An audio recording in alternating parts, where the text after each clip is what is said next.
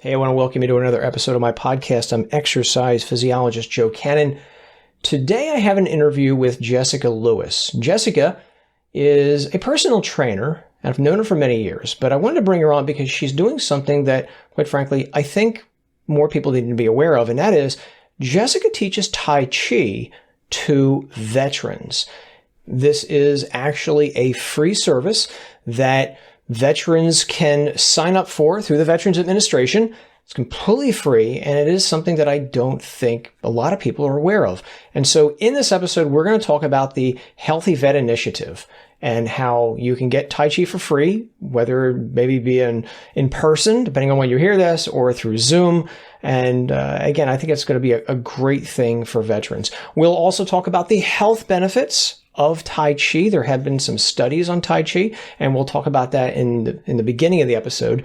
And along the way, you're quickly going to figure out that, well, I start going off on my own tangents, as I sometimes do in these episodes. Sometimes I get frustrated, if you will, with the way the world is rather than the way the world should be. And I just let my mouth do the talking. And I did that this episode. So you'll hear me going off about a variety of different things. And, I didn't edit any of that out because I did kind of look at this as maybe a mini therapy session for me and get it off my chest. But anyway, so hopefully you'll enjoy that as well. And then along the way, we just talk about a bunch of different things. I mean, my goodness, we talked about the landing on Mars. Yeah, did you know we landed another rover on Mars this week? And we talk about that. Big Pharma, Billy Graham. Yeah, Billy Graham makes it into this episode as well. Billy Graham, Big Pharma, and Mars. How are you working that into an episode? Well, keep listening. And then along the way, we even somehow managed to meld in Star Trek, Star Wars, and even Doctor Who. I don't know how that happened, but in any event, if you're a fan of Star Trek, Star Wars, and Doctor Who, you'll kind of pick up on what we're talking about. And by the way, if you are not interested in a lot of that stuff, just you want to get to the Healthy Vet Initiative with Tai Chi, then skip ahead to minute 38 in the episode. That's where we get into the veterans and the Tai Chi. But hopefully you'll enjoy the entire episode. And without further ado, I'll stop and I'll turn it over to my interview with Jessica Lewis. Jessica Lewis, you're an interesting fitness professional. You're a personal trainer, you're a nutrition coach, but you do something that I don't see many people doing. You focus on helping people relax more, and you do an awful lot with Tai Chi and Tai Chi Cha, which again is something people may not be familiar with. And maybe we're like Tai Chi, but maybe not Tai Chi Cha. Can you talk a little bit more about that? Yes. But before I do that, Joe, I really honestly have to say that I owe an awful lot of who and what I am to you, because, you've been one of my most important mentors along the path. You were my first instructor way back umpteen years ago when I went to get my personal training certification. And you've taught me a bunch of my certifications. So you can't see me because we're on Audible, but I am bowing and deferring to you, my teacher, friend, and mentor. So again, thank you for everything you've done and been to me. And thank you for having me on today. You're very kind. Well, here's the thing. I had kind of a watershed moment in my life in my 30s. Before that, I really hadn't thought too much about fitness or certainly nutrition. I never really exercised or eaten well. And I had an episode, a blood sugar episode one night when I was bathing my really 9-month-old daughter. And I passed out for a couple of seconds. And it wasn't long enough for her to be in danger or anything like that, but it was just long enough for me to get the message that I needed to make a massive shift. And the very next day, I met a personal trainer who went to people's homes, and I didn't even think about it. I hired her, and I worked with her for about a year or so, and the weight just started to kind of fall off because I'd never moved before. It was kind of like my body was shocked that I was suddenly moving. But I still didn't feel all that great. And so that's when I started studying nutrition. But it was even a few more years after that when I realized I wanted to do this kind of work for a living. And it was a few more years after that when I suddenly, as my Southern Baptist mother used to say, got religion about how the relaxation piece may be the most important thing of all, because it's been my personal experience and pretty much my experience working with every client I've ever worked with, that you can exercise and eat just right till you turn blue in the face. But if you don't know how to relax, you can still pretty much kiss your health goodbye. My first foray into sort of the metaphysical sciences was with Tai Chi Cha. It's possibly true that that's why Tai Chi Cha is my absolutely hands down favorite Tai Chi practice of all. But I am accredited to teach a couple different kinds now, along with a couple different styles of meditation. It's been my experience. It's like we're all kind of perched up on a three-legged stool, and you've got to eat well, you got to move well, and you got to relax well, because you can shorten up one of the legs and still sit on the stool. But if you whip one of those legs away, you're going to fall over. So that's why it all happened. What's the big difference between Tai Chi and Tai Chi Cha? Pretty much all Tai Chi practices are not just related, but kind of like really close, loving siblings, because they all stem from something called Qigong. And Qigong could really be credited with being the father of all energy medicine, because it traces its roots back. It's like it jumped out of something called the I Ching, or the Book of Changes, that was written, I want to say, in something like 2852 BC. The way all the different Tai Chi practices and the way Qigong, and even things like acupuncture, which are related in here too, the way they improve your health is that they improve the way the energy that's already in your body flows. So if you have an injury, for instance, you have, and put it in really layman's terms, you have like a little dam in the stream. And these types of practices will kind of blow through the dam and help the energy flow through into that area of the body. Or if you have no dams in the stream, it helps the energy that's already there flow more copiously. So, long roundabout way back to your question. The difference between Tai Chi Cha and pretty much all the other Tai Chi practices is that you can lump all Tai Chi practices into two categories. They all fall into, there are those that have what's called a martial application. So if the hand, is kind of being held like in a sword-like shape and it's moving slowly to the right, like theoretically it's because there's an opponent or maybe a sword coming at you from that side. And so your eyes follow that hand. There's a reason, and almost like a combat reason, for why the body is doing these movements.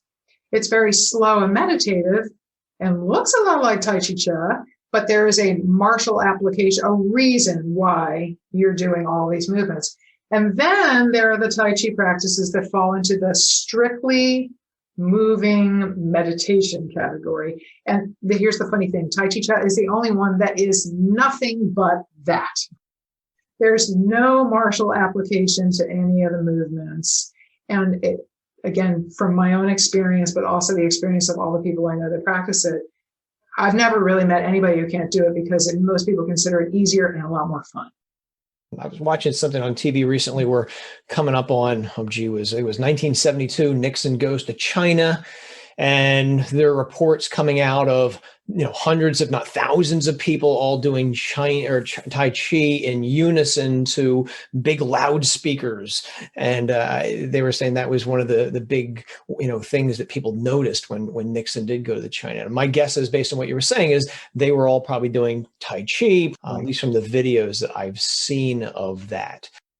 But that's really interesting. So Tai Chi has more of a combative, although quasi-combative nature to it, but where Tai Chi Cha does not. Yeah, there's a couple more itty-bitty little distinctions about it. Like, for instance, Tai Chi Cha was the only Tai Chi practice that was, we don't want to say created or written, we say originated in the Western Hemisphere and then moved east, because it's more recent than a lot of the other Tai Chi practices. But they, to the untrained eye, they look an awful lot alike. And I think one of the reasons why a lot of people are attracted to Tai Chi, at least in the Western Hemisphere, is because they think it's a martial art.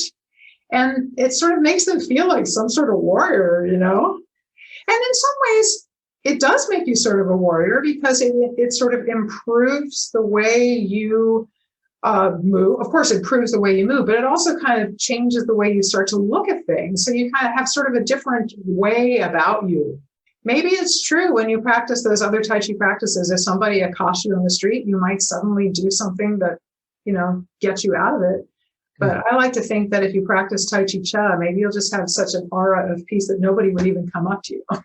Can you talk about some of the medical research on Tai Chi and or Tai Chi Cha, what it does to the body when you start doing these forms of exercise on a regular basis? Or have there been studies done on these things? A lot of studies. Probably the most well-known studies came out of Harvard Medical School. That's an organization we respect a lot, So all styles of Tai Chi have been proven repeatedly to be immunity boosting, which is incredibly important in a pandemic.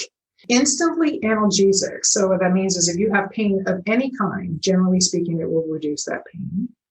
Probably more importantly than anything else, it really gets you out of your head for at least the length of time that you're practicing. But the more that you practice all of these different styles, the more that sort of getting out of your headness starts to kind of seep into other areas of your life. So, you become less stressed out in general. However, there have been a number of really high quality research studies done on Tai Chi Cha specifically, connecting it to a number of really nasty conditions. The one that springs to mind right off the top of my head is a few years ago, they did a really good study. I think it might have been AARP on the relationship between shingles in particular and doing Tai Chi Cha. So frankly, I haven't had a shingles vaccine and I don't plan on doing it. Not only does it keep you from getting shingles apparently, but if you get it, it shortens the severity and the length dramatically.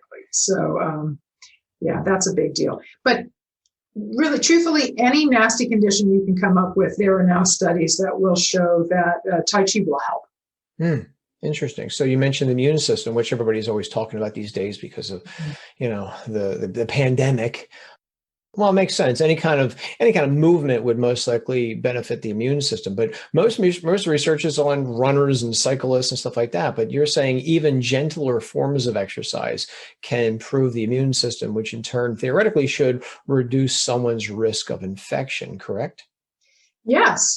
But you know what? I'm really glad that you just said what you said, because I think that Tai Chi practices in general, but especially, of course, Tai Chi Cha, because that's my favorite. And I found that everybody can do it. It's so easy. Might be the absolute perfect complement for anybody who works out a lot. Because, if you think about it, there comes a time when an athlete can be at the very top of their game and their sport of choice becomes bad for their body. It's also true in this country that we generally are not all that committed to rest. Like, we're very hard workers. We're kind of white knucklers. We love to multitask. We're constantly told from the time that we're kids, work harder, stronger, faster. We don't really appreciate the rest phase. But and I learned this from you, muscular growth when you're working out, it actually occurs after you work the muscle really hard and then you rest it. The growth occurs during the rest. And generally speaking, we don't really appreciate the value of rest. So I've loved working with really accomplished athletes over the years, adding Tai Chi Cha into the mix, because suddenly their athletic performance just blasts through the roof. There's no real obvious explanation for it other than it's doing all the good that they normally would get during the rest phase. It's sort of putting all that on steroids and making it even more effective for them. And that goes for all athletes. Have you ever done any work with yoga instructors? Because yoga is tough, contrary to what people probably think. Yoga is challenging. Have you ever had any yoga people come to your class? I have. Actually, there is a relationship between yoga, traditional. I can't stress that enough. Traditional yoga and Tai Chi in general. I mean, if you were to go to India and, work with a guru in an ashram, you'll quickly see that yoga was originally intended to basically get you out of your body into an altered level of consciousness. And that's why many people in this country experience it as difficult, because, we're trained not to get out of our body into an altered level of consciousness. And also Westerners, we're so into like working out, we like to think of it as an exercise or maybe a stretch. But there is quite a great deal of overlap between Tai Chi and yoga, in its most traditional sense. So, yeah, I have worked with yoga practitioners. There's actually a pretty large population of Tai Chi instructors who are also very accomplished yoga teachers. Both yoga and also Tai Chi have this reputation of conjuring up Eastern mystical religions. Is that a misnomer? Because I've heard that people say before, well, I'm a Christian, I can't do yoga, I can't do Tai Chi because that's, outside of my religion. Is that something you've encountered in other people, or is it? Yeah, that's actually a tricky conversation, because lots of religions and denominations are very dug into that their way is the way. And so it's difficult to have a very open-minded and curious conversation with people about this particular subject. But let me assure you, I can't speak too much about yoga because I'm not a yoga teacher, and frankly, I don't practice it. I practice Tai Chi, and that's it. Tai Chi is not a religion, although it is deeply, deeply spiritual. And there's a pretty big distinction there.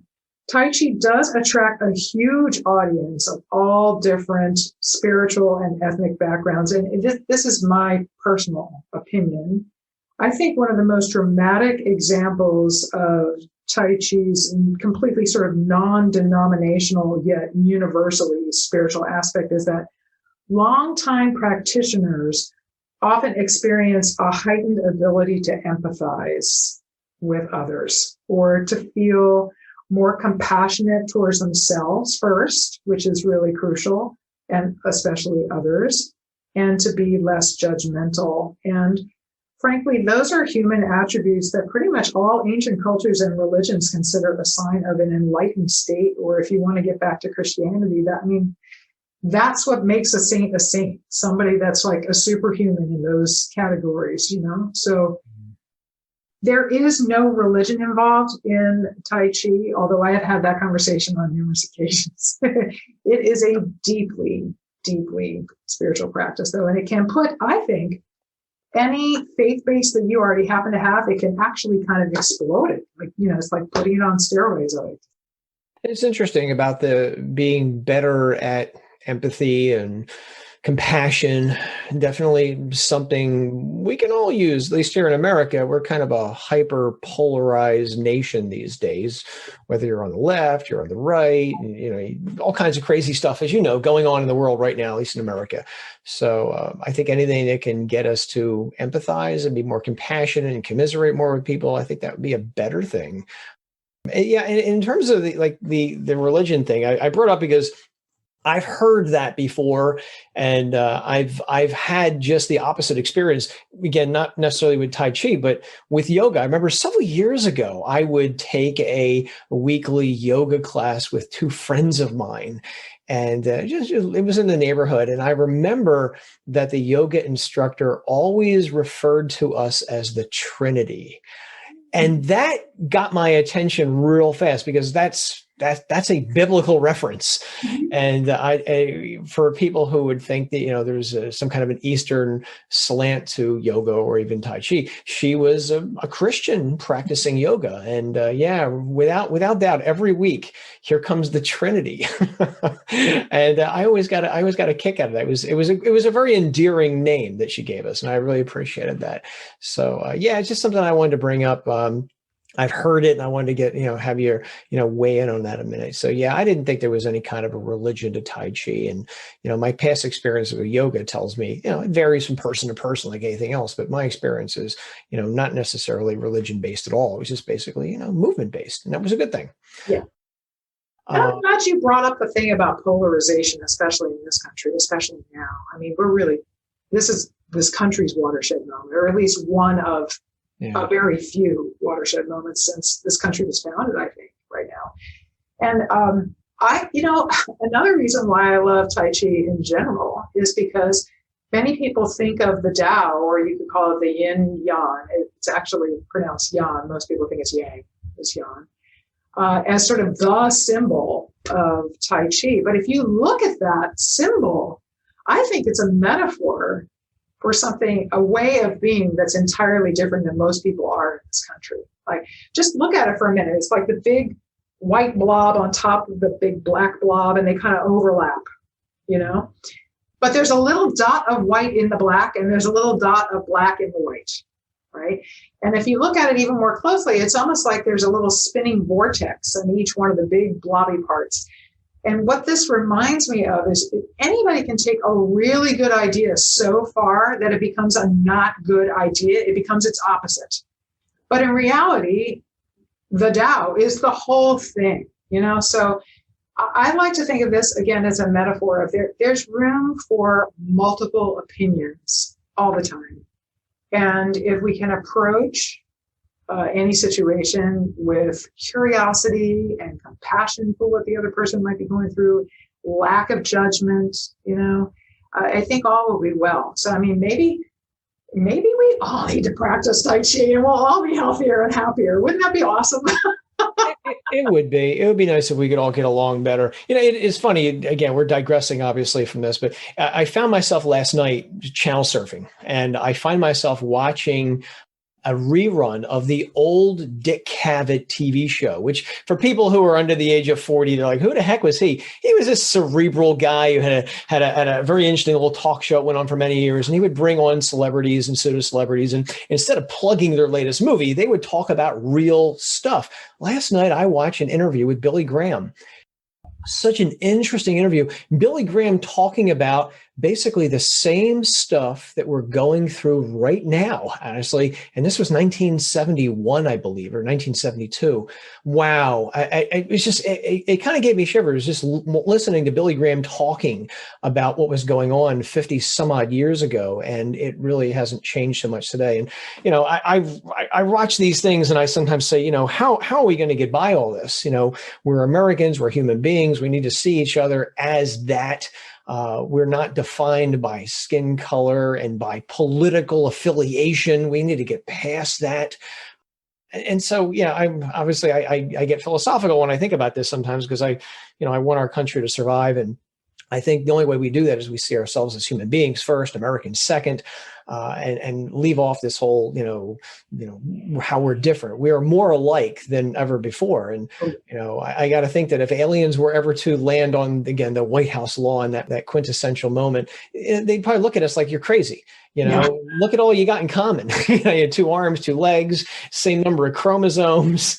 You're trying to define yourself by these tiny little specks of differences here, which at the end don't really matter. I mean, we're human beings. We're Homo sapiens. That's our species, and we can do such great things. And if we only can get together, even today, as we're talking, in just a few hours from now, actually less than that, we're going to land on Mars. We're landing another rover on Mars. I didn't know that. It's just such an amazing event in human history. We get to watch it unfold on television. I don't know. I digress, as I usually do when I do these podcasts. Sometimes I get a little philosophical, but I think anything that can bring us together more and help us to empathize with other people is a good thing. So anyway, thanks for indulging my little diversion there for a moment. But on that road a little bit farther though, because this is interesting. This is really an interesting turn that I didn't anticipate. But think about this for a minute. In the grand scheme of things, in the history of the universe, humans have only been here for like a blip. Yeah. A blip, but we like to think of ourselves as so important. And in fact, if you think about human development in terms of our scientific capability, now we're getting ready to land another probe on Mars tonight. But just 100 years ago, we were still a horse and buggy. So that we feel like we're so accomplished, but in reality, we've actually digressed from the time when we lived in caves, because Number one, now we're far more committed to self-indulgence than ever before, Yes.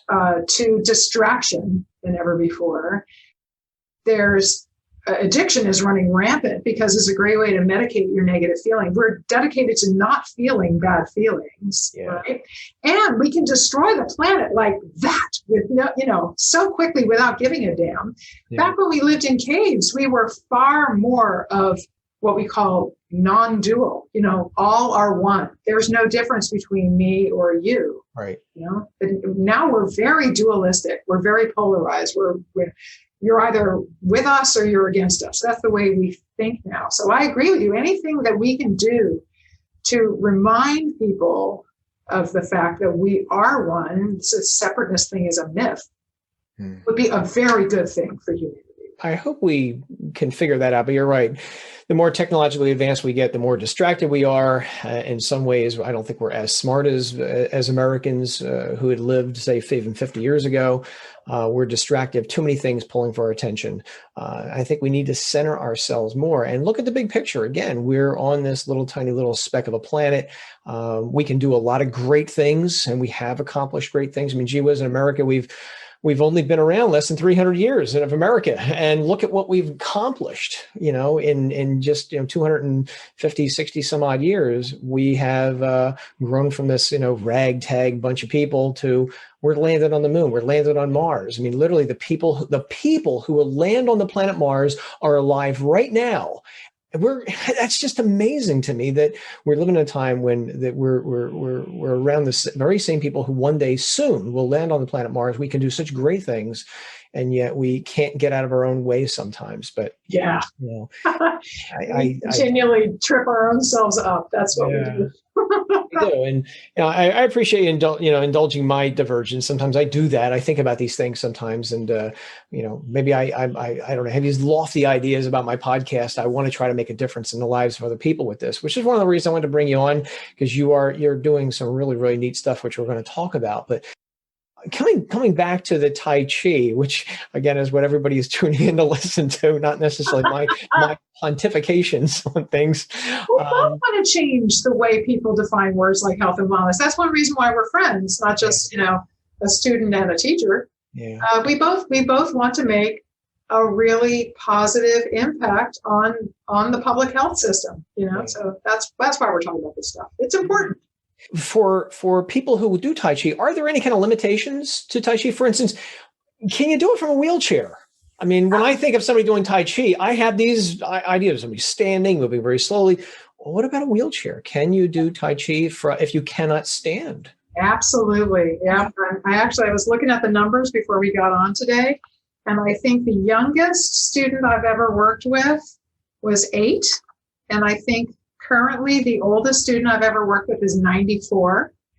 I've worked with folks who have Parkinson's, dementia, multiple sclerosis, advanced stage cystic fibrosis, cancer. I worked with a blind guy by Zoom. Wow. His caregiver got him on, and I simply told him, I described the movements to him. I could see what he was doing, so that it helped me a little bit, but he couldn't see me. And he said he felt so relaxed. I've worked with people that were paralyzed mid-thoracic down. So of course they can't do even the seated version. Mm-hmm. By the way, all the movements can be modified very slightly and done in a chair. So if you're in a wheelchair, but not paralyzed, from the middle of your chest down, you could definitely do the seated version, no problem. This gentleman couldn't even do that. So I thought, well, why demonstrate the seated? I might as well just demonstrate the standing version. And he seriously just memorized what it would look like if he visualized himself standing up and doing it. And I would go once a week, and he'd tell me which movements he wanted to focus on. I'd stand in front of him and show the movements mirrored. Then I'd turn around and stand a little bit in front and to the side of him. And it would be as if we were doing them together. He would just imagine himself doing them. And the gentleman, before he got so sick, had been a college professor and a psychologist. So if this guy could tell me that I was able to help him relax, Anybody would relax. This is somebody who's so thinky, he would talk himself out of feeling any response to this, if it was possible to talk yourself out of feeling any response to it. But he had a tremendous response. So literally anyone can do at least Tai Chi. I have not worked with as many people in the other styles of Tai Chi that I teach as I have with Tai Chi, but I have never, ever encountered someone who can't do Tai Chi. You mentioned doing these classes through Zoom because, we're living in a brave new world these days. When you said that, I thought to myself about people who are most likely not getting talked about very often. They're under a lot of stress. They are essentially on lockdown. Their families can't even see them in person. And that's people in nursing homes and assisted living facilities. I got to think about, I sometimes say we won't know the full ramifications of COVID for many years. And I am oftentimes thinking about people in nursing homes and assisted living facilities who can't even see their loved ones. Have there been anybody that are reaching out, whether you or anybody else, to nursing homes? Are you aware of any of this going on where maybe there are Zoom classes of Tai Chi or Tai Chi Cha for people in assisted living facilities? I don't know, because right now with COVID, there's limitations on how many people can actually be in a room. Yeah. But I know for a fact, with some of the veterans groups that I work with, what we'll do is we'll get them into as large a space as we possibly can and bring in a TV set and have me zoom into the room. And then they'll simply follow along with proper social distancing. And that would easily translate to working with someone in a group of people in a nursing home if they could be allowed to be in a public space. But, a lot of organizations are issuing tablets and iPads and stuff to people that are in nursing homes now so they can communicate more easily with their loved ones. And there's no reason why they can't communicate with as a teacher via Zoom in that regard. Even if they're stuck in their bed, they can still literally visualize themselves doing the movements, or if they can sit up in the chair, they can do it. If they can stand up, they can do it in their room. Since Tai Chi is an exercise, people are going to ask about this. What about weight loss? Has anybody looked at whether Tai Chi Cha could help people lose weight or anything like that? It's gentle, and most people, when they think about weight loss and exercise, they think they got to go and run a marathon, or they got to do CrossFit 5 days a week, or they got to buy a big expensive treadmill. Yeah. Have there been any kind of weight loss intervention studies, or if you're aware of anybody who's lost weight with Tai Chi? There have not been any studies yet, but remember that Tai Chi Cha first appeared in the world in 1974. So there just really hasn't been a lot of time for a lot of studies. Some really good studies have come out of UCLA.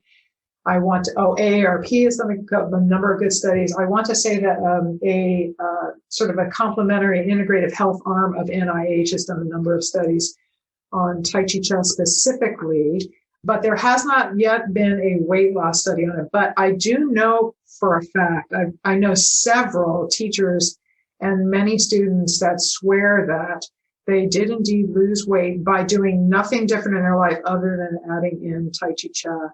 I have a couple of theories on that. One based on my experience as a personal trainer. I think a lot of people tend to go overboard with exercise. They don't appreciate that the rest is just as important as the workout, and the body can become catabolic instead of metabolic if you work too hard.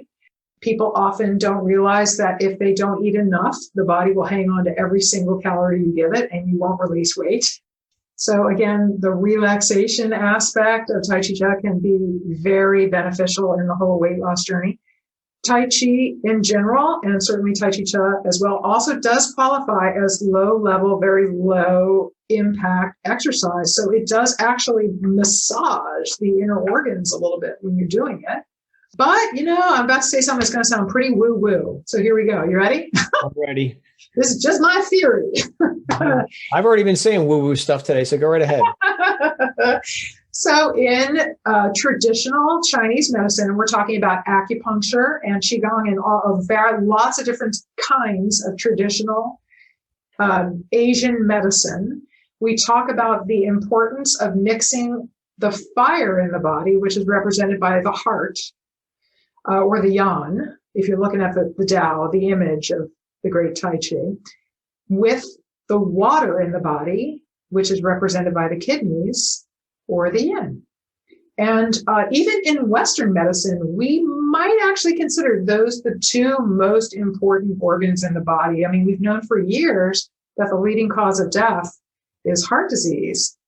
But just in the last couple of years, we've started looking at maybe the leading cause of death is kidney failure, because when the kidneys start to fail, what happens is the heart goes first. So when you're doing Tai Chi in general, and especially Tai Chi Cha, you're mixing the heart fire and the kidney water together so that neither is out of balance. And again, in traditional Eastern medicine, what often causes health imbalances is too much kidney water, too much yin. Think about cellulite for a minute. It's mostly toxic junk and water trapped in that fibrous adipose tissue. So to my way of thinking, it actually makes sense that people might lose weight when they add Tai Chi Cha into the mix and do nothing else. But that, again, that is definitely Jessica Lewis' humble opinion. It's very woo-woo. It doesn't sound very scientific, but it sort of is scientific too. Yeah, the more we know, the more we find that a lot of things that people would consider woo-woo actually have some scientific fact. You mentioned, the heart, the kidneys, the yin, the yang, the fire, the water. So yin and yang, we all seen that picture of the yin and the yang, and is that another representation of fire and water, heart and kidneys? Absolutely, yeah. And in fact, if you get like a good old fashioned Chinese book on the meridian systems or Qigong or Chinese medicine or whatever, you're going to see a whole long list of things that are represented by the white part of that symbol. That's the yan part. Okay. That's the aggressive, the fire part, right? And you're going to see a whole bunch of things that are represented by the dark part. That's the yin. That's the cold receptive. Or they're even represented by the sun and the moon. The moon is yin and the sun is yang. So, but the basis of Asian medicine really is making sure that there's a good balance between the yang and the yin. And in fact, the balance lies along a curve, right? Mm-hmm. There's no straight line for the balance. It's along the curve. Does that make sense? Yeah, it does. Again, I've seen the yin and the yang picture, over time, over the years, until you said that about the heart and the kidneys. I never really connected the heart, the kidneys, the fire, the water. Again, just all three different ways of looking at basically the same thing. So yeah, it just popped into my mind as you were speaking. But no, I don't necessarily think that's really woo-woo, because again, as we look more into things, we do tend to find there is a scientific basis for some of this stuff. Case in point, as you were talking, I was flashing back to school in college, and one of the things I used to do in school, my favorite part of college was writing papers, and I was always a curious guy, and I used to love to write papers about topics that I didn't know anything about, and also I was pretty sure the teachers didn't know much about either. And there was a method to my madness, because if I wrote about something that I was pretty sure the teachers didn't know too much about, well, they really couldn't mark me wrong on these things. You're right. Yeah. And one of the things I remember writing a very detailed report on was an esoteric topic called psychoneuroimmunology, which when I heard about it, I was like, what the heck is that? Psychoneuroimmunology. There's a link between our nervous system, our emotions, and our immune system. And there's literally a journal called the Journal of Psychoneuroimmunology, where there have been various studies done over the years on how our emotions can affect our immune systems, which again is very topical these days because we're living in a pandemic and we're under stress. And how is that stress affecting our immune function? So things that people would say, that sounds a little weird, Joe. There's clinical studies on humans on psychoneuroimmunology. Our emotions, our nervous system are tied to our immune health. And then now you can even throw in the gut health. When I was in school, nobody talked about gut health. And I even took a class on microbiology. Never came up. Again, that was a long time ago. So things have changed an awful lot. But, the more we learn, the more we find the body is one big communicating organism. Absolutely. So, you heard me say this before. And I remember you saying, Well, I'm going to say that from now on. The body's like an ecosystem, a very complicated ecosystem. Yeah. And we Americans, we're only just now beginning to get a lot of things that a lot of ancient cultures already knew. Like gut health has been like the basis of very traditional Eastern medicine forever. Yeah. And one of the things that Tai Chi does is it helps you be more aware of what's going on in what they call the Dantian, which is almost like your energetic heart. Watching it expand and contract and expand and contract, and then the whole body kind of follows along like it's following a parade leader or something like that. Yeah, we tend to think of the body as separate little entities, but when you said ecosystem a long time ago, I was like, I'm gonna appropriate that term, appropriate the feel, but it is true. It is all interrelated, and I think we know more about, again, the surface of Mars than we do about some of our own body systems. We view them as not interrelated. There's just a bunch of different machines inside of us, but I do think they talk to each other in ways that we haven't figured out yet. Again, psychoneuroimmunology being one part of that, gut health being another part of that. You also mentioned something, if I can circle back a minute ago, you had mentioned something about the NIH has been doing some investigations on Tai Chi and Tai Chi Cha. And again, that reminds me of something else you do something unique. You actually bring Tai Chi to veterans and our military personnel. Can you talk about that? Because that is, when I heard you did that, I was very intrigued. I don't think our veterans get enough attention. And I know that there's a lot of problems with veterans, especially after they come back to society after fighting our wars. They deal with a lot of problems. And, you're basically trying to make a difference with that. So can you speak more about Tai Chi for veterans? Yeah, well, speaking of the connection between our immune system, our health, and our minds, it takes less, maybe you don't know, I'll tell you, I've learned this.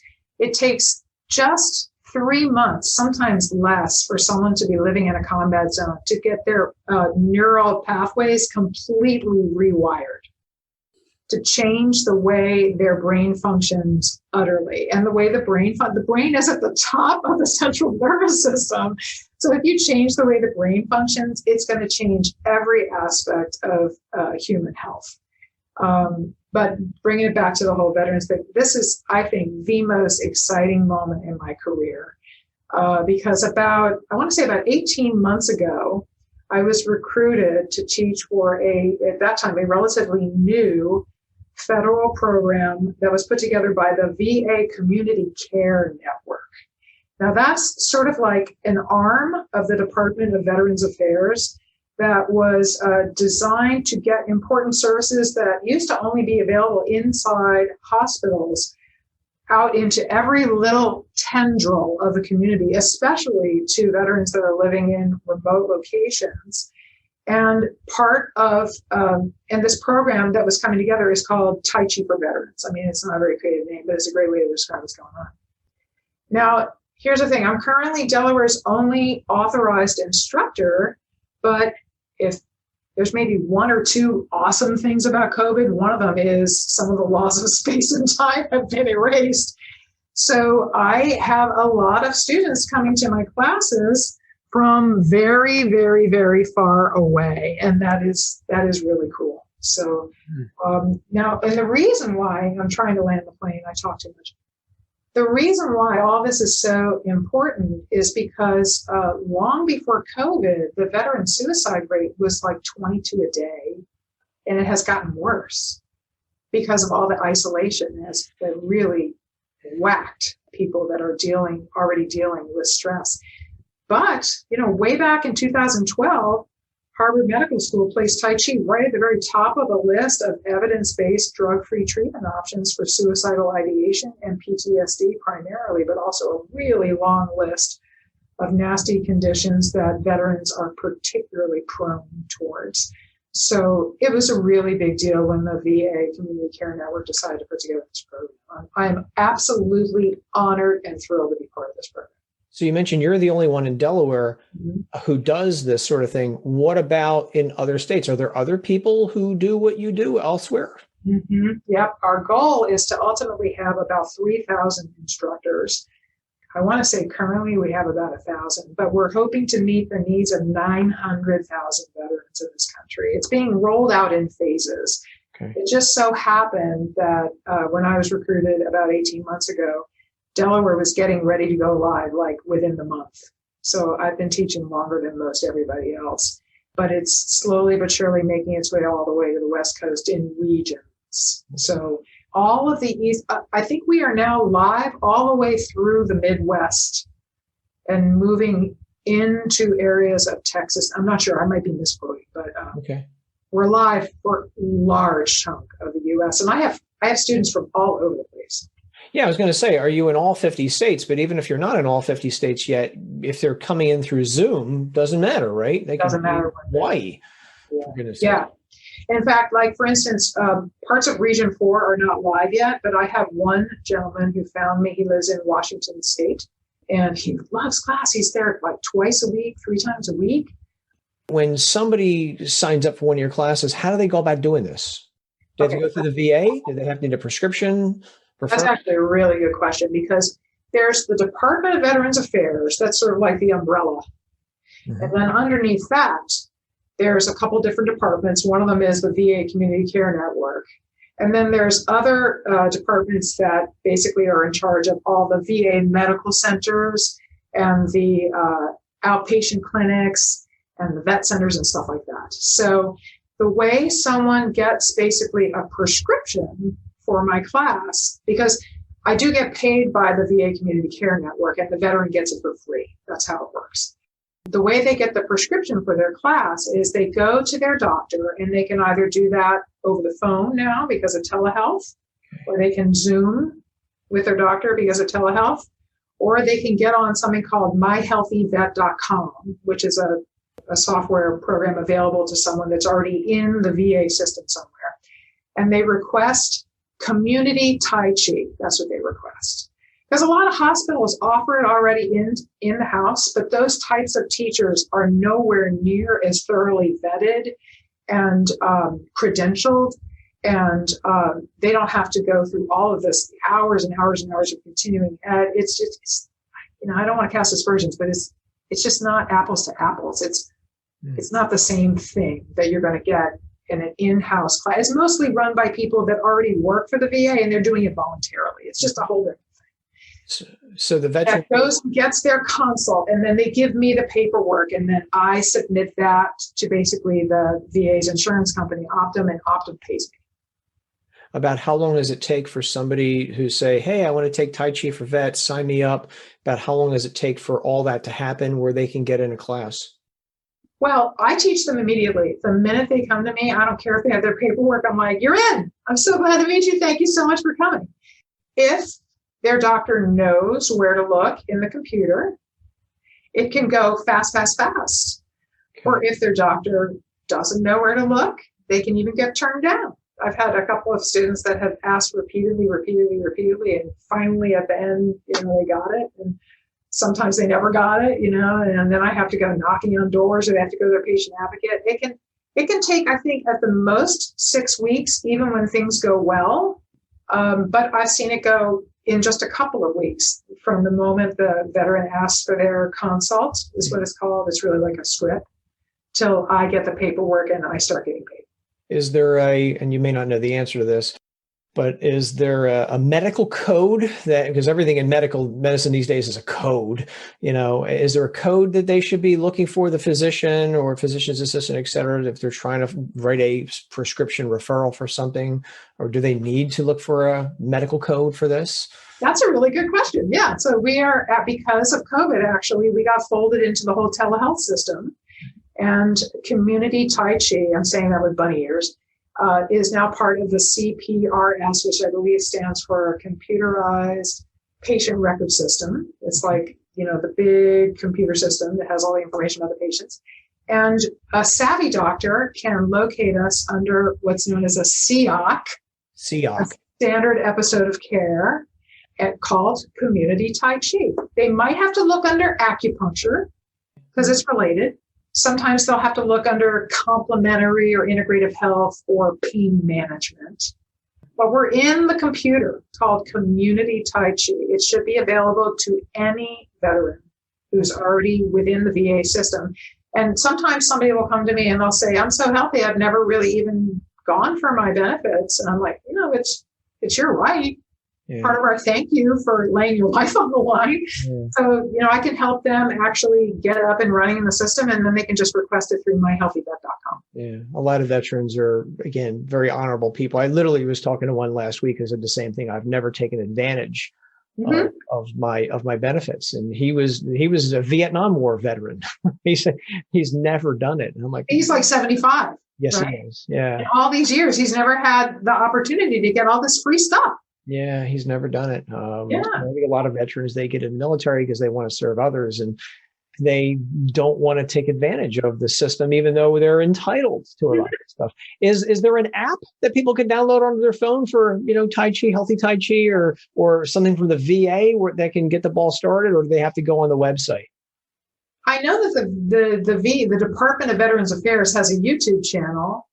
I don't know if there's an app for My Healthy Vet. That would be, I think, the closest thing to something that someone would actually carry around on their phone. myhealthyvet.com. myhealthyvet.com. But again, you already have to be in the VA's computer system to have access to that. Okay. So they have to literally get into the system first. And that could be a bit of a challenge, I think. I don't think it's a matter of just dialing up and saying, stick me in the system. I think you have to go through some hoops, I think. Well, I have helped a couple of students do this. Again, these really healthy Vietnam vets who've never done it, and they're 75 and they're not even very tech savvy. One of them told me that he drove, this is before COVID, he drove down to the hospital and had a 20-minute conversation with somebody and got signed up. Okay. And the other guy, I kind of helped him through the computer portal, basically. And he just had to produce something called the DD-214 to basically prove he was where he said he was. What is that called again? The DD-214 is like sort of your exit papers when you leave active service. And then he was suddenly in the system. So whenever there's a new program coming into place, you're always going to have a little resistance at the medical center level. That's just because there's so many people who work there that it's hard to get the memos out to everyone. It's huge. It's huge. I can't speak highly enough about the VA. They took care of my own father when he got cancer and took care of everything, surgery and aftercare. And they were so nice. And we were going down to the VA in Philadelphia. Yeah. Which is a big building. And a couple of years ago, I was taking my brother's dad, World War II and Korea vet, to the VA in Virginia, which is even bigger. And it's a huge one. It was beautiful. And I can't speak highly enough of the Veterans Administration. So I'm really glad that they're getting involved with this. Is Tai Chi for Vets open to former and current military, or is there only former military? Currently, the program is written that it's available to any veteran. I personally know several hundred teachers, and we all say, bring your families too. What happens to you happens to them, and vice versa. Yes. If someone was currently in the military, I wouldn't turn them away. But I think that technically they're not a veteran at that point. They're still in active service. Okay. But again, something like this program has never been done before. So we're kind of writing the book. I'm so thrilled and honored to be part of this thing because I'm part of this book that's being written. I'm helping to write it. I may have mentioned this to you in the past or not, but I got a buddy who runs, it's called Operation Vet Fit. I think it's Vet Fit. His name is Dan Gata. I've been meaning to bring Dan on the podcast for a while, but he founded this organization where they help veterans get healthier, mental, physical health. I got to think that putting you two together might be a good mesh. So I'll send you Dan's information. But yeah, it's Operation Vet Fit. I've met all kinds of interesting people. I've become very friendly with people that are involved in an organization called Delaware Changing Lives, which has brought mindfulness to veterans. An organization called Warrior Reunion Foundation. This is bringing people together, in platoons and companies that probably some of them haven't seen each other since they were in country together. And they create little 3 and 4 day experiences for them, and they bring in all kinds of ways for them to reconnect with their inner landscape, you know. I'm wondering, is Tai Chi for veterans, is there something similar, or is this also possibly open for those who help protect us on the home front? I'm thinking, for instance, police officers, EMTs, firemen, paramedics. Is there something similar for these individuals as well? Because there's apparently nothing similar. Yeah, but I actually invite Leos and ambulance drivers and my husband's a volunteer firefighter. Yes. I invite them to come to my class. I often offer a free tuition for folks like that. They have the same exact issues. It's like living in a combat zone. It is. And you're running on a certain level of adrenaline at all times, even when you're at rest. So whether you're running into a burning building, or you're in uniform police officer and you don't know who's behind you, that's got to bring its own unique stresses. So there's nothing so far out there for those individuals, but if they send you an email or something like that, you'd be like, hey, come on and join. And hey, I'm curious, since we're kind of talking about all this right now, what's the biggest struggle in getting the message out about this? Because when you told me about this, I have told, your story to other people, because, I don't hear anybody talking about it. But again, nobody's doing news stories on it that I've seen, unfortunately. We live in the world of 24-hour news, and, all they want to talk about is the craziness. What about, how are you spreading the message about this? And what's the biggest struggle getting the message out? When you're trying to do something good, we're living in the world of soundbite news, and if it burns, it sells. If it's on fire, it sells. And that's why, they always lead with the fire and the shooting on the news. And, they try and end the news with some nice little bit of news to make you send you off, saying, oh, there's some good news out there. But normally the news is just full of bad stuff. Yeah. I mean, I honestly haven't watched the news in a couple months. I don't want to. And, I'm happier because of it. I mean, I know vaguely what's going on in the world, but I'm not watching the 6 o'clock news or 12 o'clock news or any kind of 24-hour news stations, because it's all the same stuff.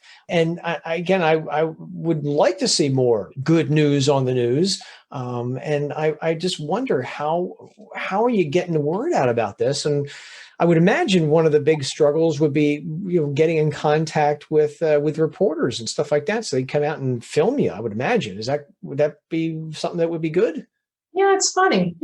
I suspect there is some, at least slightly hidden agenda in this country for us not to be well, because if you think about it, when you walk into a gym, the walls are lined with TV sets, and they're usually all tuned in to CNN. And, watching that kind of stuff has actually proven to increase fear.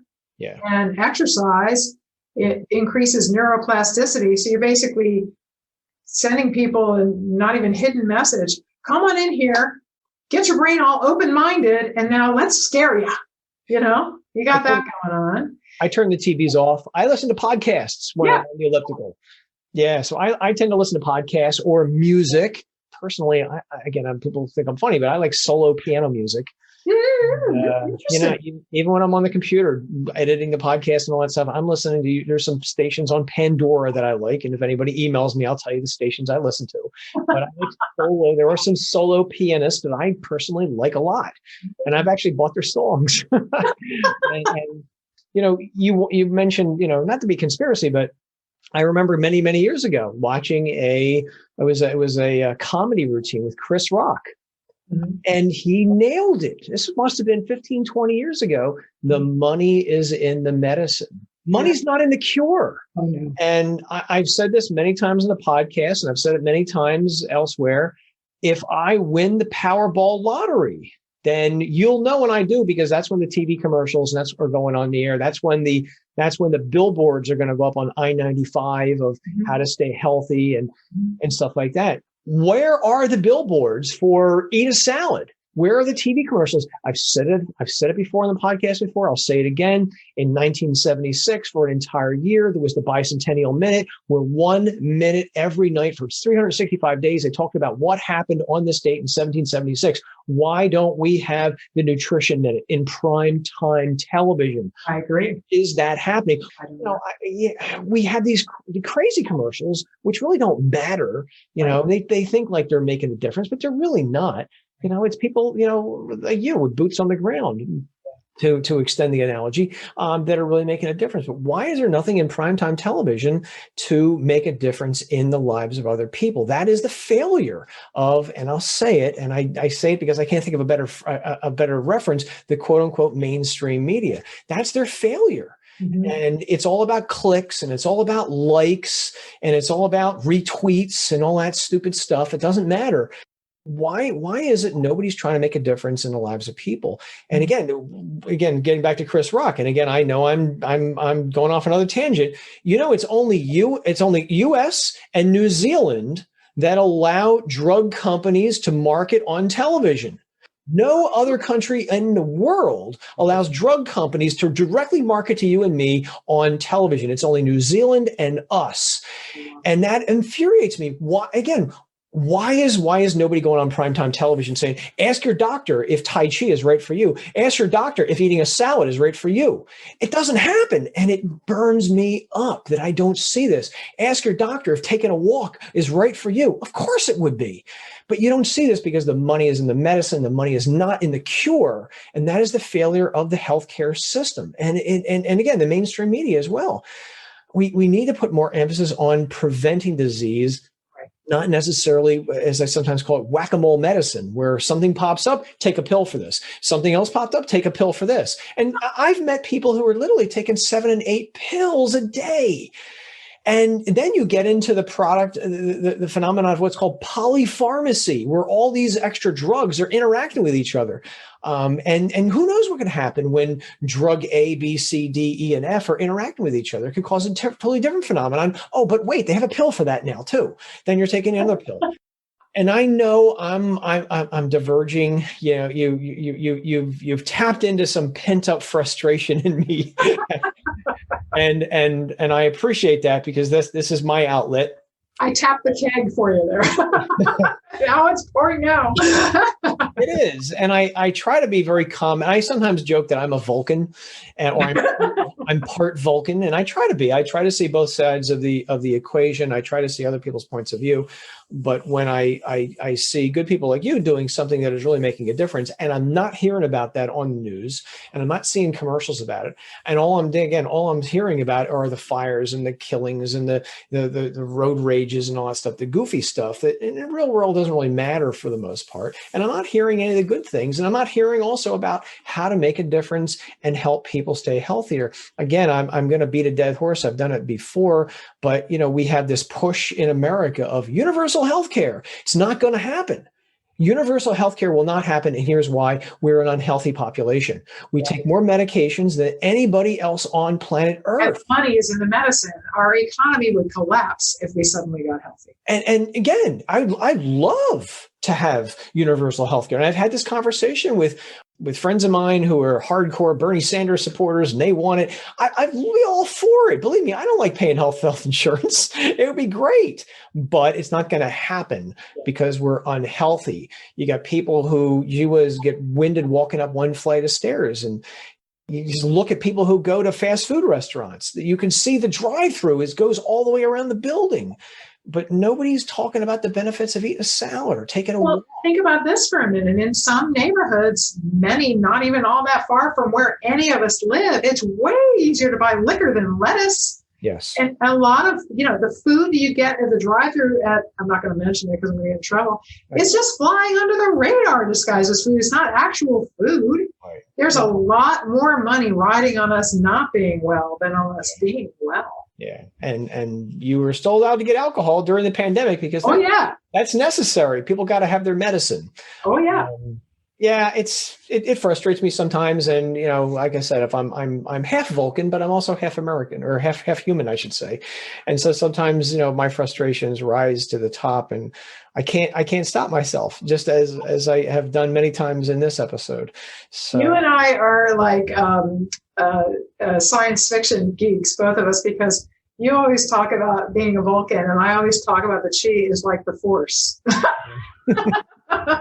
yeah. It's the energy that resides in everything and binds us together. Doesn't that just sound like a line out of The Force Awakens or something like that? It's like floating rocks. It definitely does. And, But we know from physics, we already all know and agree that if we boil everything down to its absolute essence, we are all nothing other than the exact same type of spinning molecules. So we are. So we are completely connected energetically. again, it goes back to we have more in common than And not.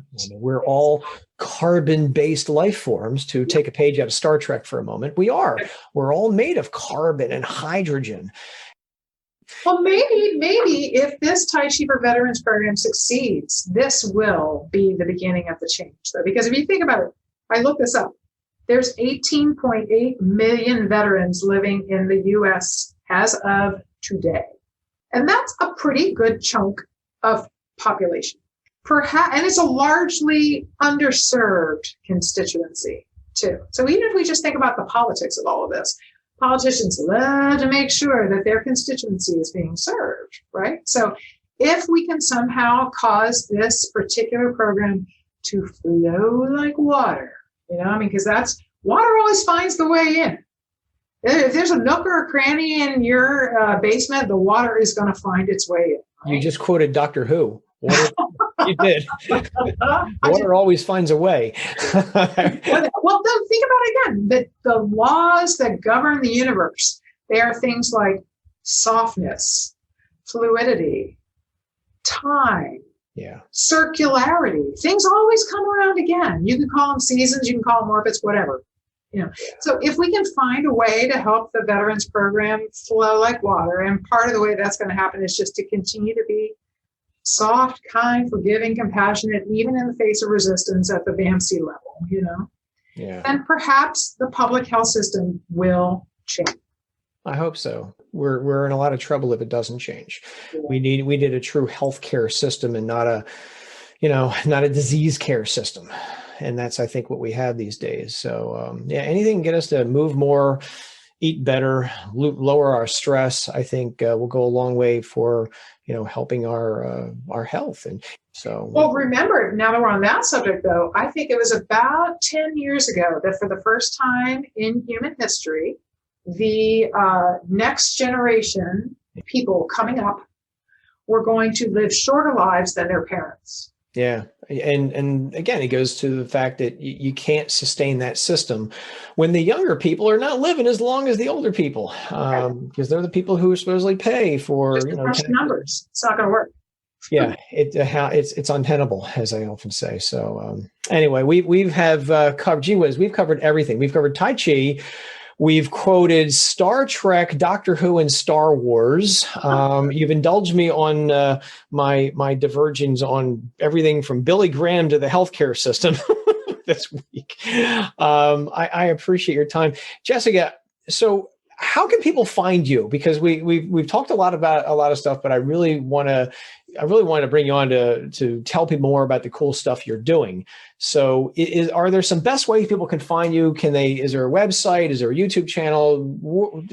Go ahead. If you go out looking for Jessica Lewis or Sculpt Your Life, www.sculpt, and that's spelled just like you are the artist of your life, your is spelled URLIFE.com. Gotcha. And when you're there, no matter where you are on the website, there's a bunch of tabs across the top of the page, and you can just click off into anything. And but you can also like me, follow me, watch me, sign up for me, whatever on, I think I'm almost everywhere now.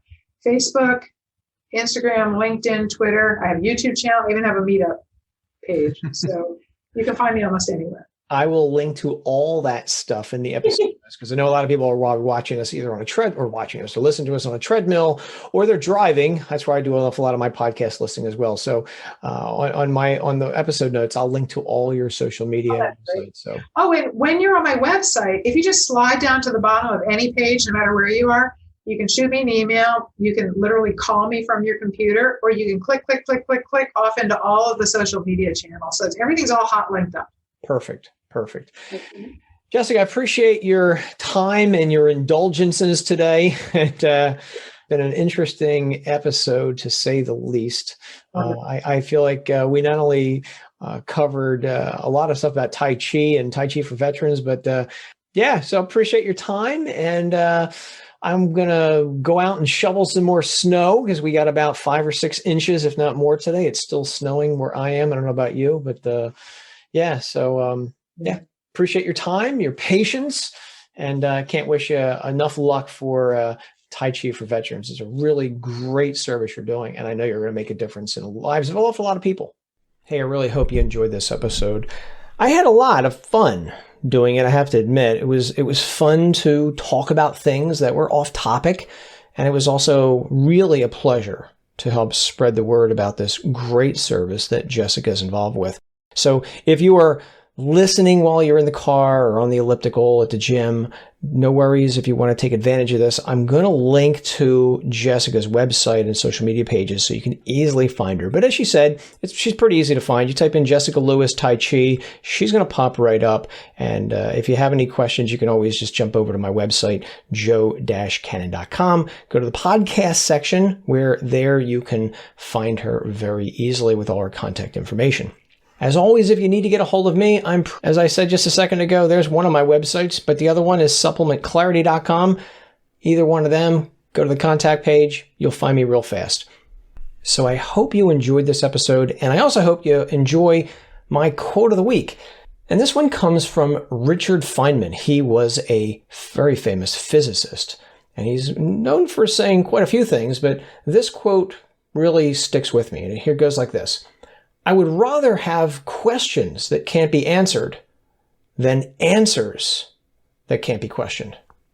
Until next week, same bad time, same bad channel. I'm Joe Cannon. Go out, be safe, and where you can, try to make a difference.